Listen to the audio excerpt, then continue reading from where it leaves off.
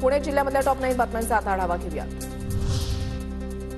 लोणावळा दरम्यान मान्सूनपूर्व कामाला सुरुवात। दरड कोसळलं, रेल्वेमार्ग खचलं अशा दुर्घटना टाळण्यासाठी संरक्षण जाळी टाकण्याचं काम सुरू। पुण्याच्या रविवार पेठमध्ये व्यावसायिक इमारतीमध्ये तळमजल्यावरील दुकानांमध्ये आग, जीवितहानी नाही, आगीचं कारण अस्पष्ट।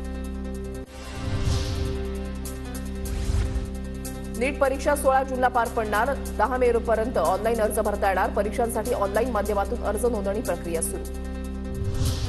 पुणे विद्यापीठाचा निकाल जून अखेर जाहीर होणार। 17 परीक्षांचे निकाल जून अखेर जाहीर होणार, परीक्षा विभागाची माहिती।